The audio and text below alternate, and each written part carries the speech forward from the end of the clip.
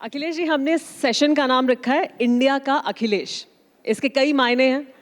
उन तमाम मायनों के बारे में आज कोशिश करेंगे कि बात करें, लेकिन सबसे पहले आपसे ये सवाल कि इंडिया का हाल क्या है।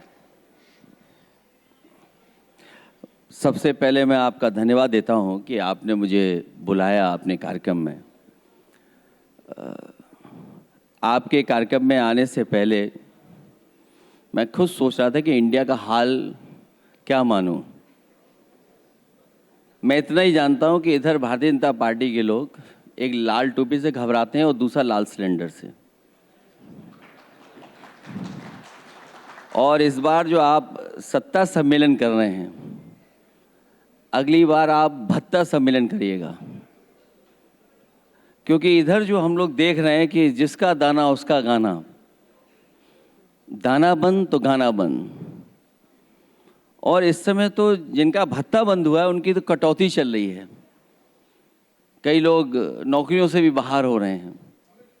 ये स्थिति हमें और आपको दिखाई दे रही है कि आज सबसे ज़्यादा आम आदमी अपने गैस के लिए परेशान है, एलपीजी के लिए परेशान है। जहाँ एलपीजी को लिक्विड पेट्रोलियम गैस हम मानते हैं, वहीं लोग चर्चा में लापता गैस भी कह रहे हैं एलपीजी को।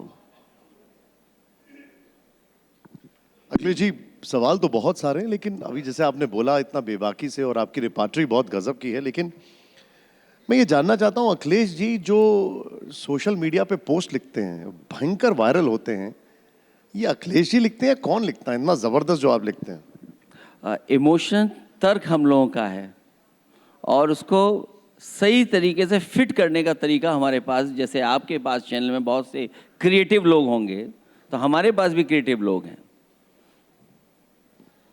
अखिलेश जी, ये एक बार सबके सामने आना चाहिए।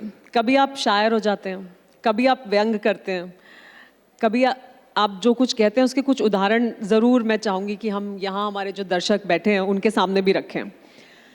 कुछ तो हुआ है संगी साथियों के दरमियान, तलवार के खिलाफ ही हो गई है उसकी मयान। ऐसा कर्म क्यों करता वो कि सबसे आंख चुराता है। आते समय लगाया था अब जाते समय लगाता है। यूपी वाले पूछ रहे काला चश्मा इतना क्यों भाया है। एक और सुन लीजिए। बिन बैटरी के रिमोट हो गए, सीएम ना बने डिमोट हो गए।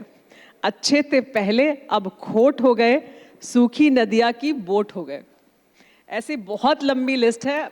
आपके जो समर्थक हैं वो भी देखते होंगे। तो ये जो कटाक्ष करने का तरीका है, व्यंग का जो तरीका है, ये आपका बहुत अलग तरह का अंदाज है।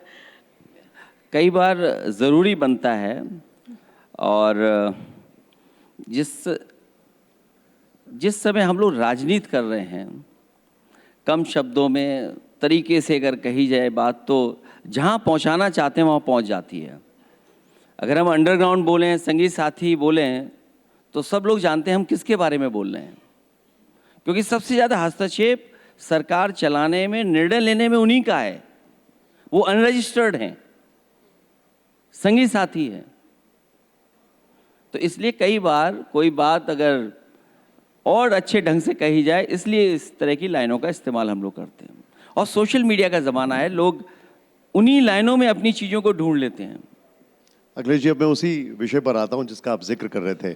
पूरी दुनिया इस वक्त किसी ना किसी युद्ध में फंसी हुई है, हर कोई परेशान है, लेकिन विपक्ष जब आरोप लगाता है तो ऐसा लगता है जैसे कि भारत की वजह से ही युद्ध हो रहा है। इस युद्ध से भारत का कोई लेना देना कहाँ है?